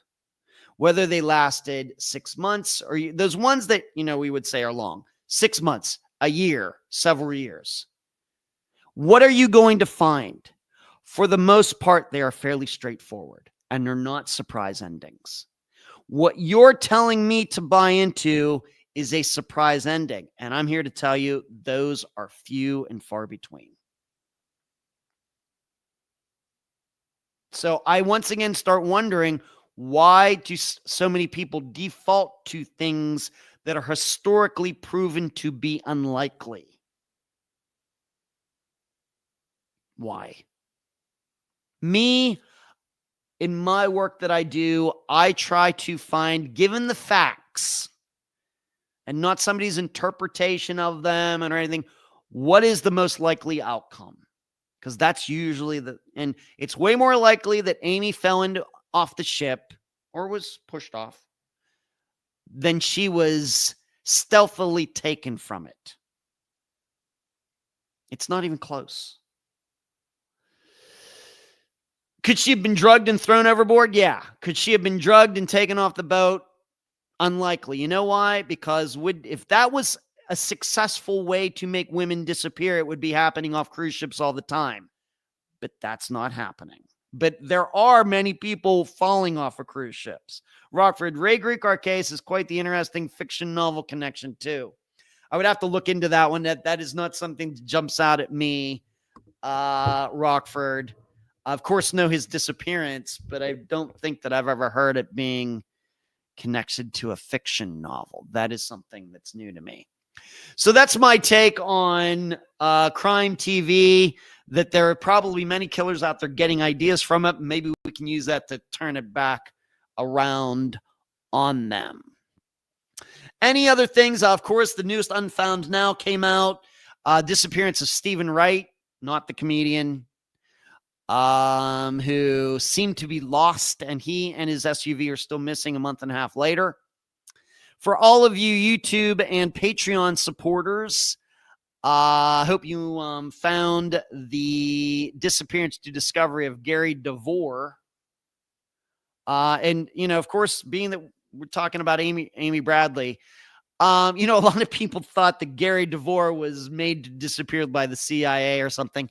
Whereas what happened? The conclusion, the resolution of his disappearance, very straightforward. I'm not sure his family accepts it, but what it ended up being was fairly predictable, despite all of his Hollywood friends thinking that he got kidnapped and it had to do with this and it had to do with that and everything else. And in fact, Gary DeVore's, the resolution of his disappearance, as straightforward as you can believe. And once again, this is how disappearances go. If you look at them in that way, you are going to be able to predict the resolutions accurately of hundreds and thousands of disappearances. Or you can keep taking the minority views or the least likely choice and keep being wrong. Your choice. What advices would you give to teen or young women if they're planning to go to cruise lines and doesn't drink at all? I still don't think there's any reason to be afraid of this. Don't go on a cruise by yourself. That's boring. That's lonely. I don't know, me, I could do that, but I'm that type of person. But if you're not the type of person, go with friends. There's nothing to be fearful of. But accidents happen. I'd never tell anybody to be afraid going and driving. Going and driving from here to my Publix 3 miles away is way more dangerous than going on a cruise ship. Way more dangerous. There's no reason to be afraid. But just in general, you take the same precautions that you do going anywhere. Keep your head on a swivel. Be aware of your surroundings. If you are going to drink, stay away from the railing of the ship. And here's another idea. If you're drinking, don't mingle with whatever gender you're attracted to. That's a bad idea. You want to stay out of trouble anywhere, on a cruise ship or not. Those are always good suggestions. The problem is most people do the opposite. You do the opposite, bad things are going to happen. Most of it non-criminal. Thank you so much for all you do. Thanks. You're welcome, Serenity. It is about time we start wrapping this up. We do have a disappearance this Friday. And I did the interview last night after the think tank. It went really well, mainly because this guest, she loves to talk, and I'm more than happy to allow her to talk. Her name is Linda, and she is the sister of Martha Marty, that was her nickname, Evans. This is a young woman, 32 years old, who went missing from Astoria, Oregon on February 10th of 1990. And what's interesting, or unique, I should say, about this disappearance is Martha went missing after going to her best friend's wedding. Martha, 32, she was having some issues, as maybe we would expect. And the beginning of 1990 continued on that, but she was invited to be in the bridal party for this wedding. She went to the wedding. She went to the reception. And then people saw her on a payphone. Of course, this is 1990, talking to somebody, maybe an ex-boyfriend. She was crying, very emotional. She left the reception. And at the time, she was driving her brother's truck. She went to a local gas station. The truck, she stopped to get gas. The truck wouldn't start. Her brother came. She was probably drinking and driving. He came, jump-started the truck for her. She drove off. She and the truck were never seen again. Chocoretta, thank you so much for everything. First time here. Loved it. Oh, you're very welcome. Thank you for tuning in. Thank you for making some time on this Monday night. I appreciate it. Thank you. And thank you for all the questions. I don't mind being questioned. I'm here to, I love a good debate. Anybody who knows me well, knows I love a good debate. I love tough questions because I know that I'm on very firm ground. So I don't mind being questioned. I don't mind being tested. That's fine. Lisa, thank you. I had a great show. You're welcome. I'm not quite done yet, though, Lisa. But Martha drove off and was never seen again with her and her brother's truck. Now, what's also interesting about this is that within the last few years, Adventures with Purpose have gotten involved. Of course, we know a lot of times people in their vehicles end up in bodies of water, and she and the truck still have yet to be found, despite Adventures with Purpose going to a variety of rivers and lakes in the area. So we covered that in the interview with Linda, Martha's older sister, this coming Friday. Once again, Martha Evans, Evans, from Astoria, Oregon, February 10th of 1990. Her sister, Linda, is the guest. And you should know, we do talk about many different suspects for this disappearance. Anything else? Like I said, update episode, the end of this month, 9th anniversary, the first Friday of September. Did not get to the Panky letters tonight, but that's fine. We'll get to them next week. I haven't opened them yet. Anyway, that's all I got. I thought it was a great show tonight. Remember, before you leave, give the video a thumbs up. Subscribe to the channel. Keep your heads on swivels. Charlie, say hi to the kids for me. Good night.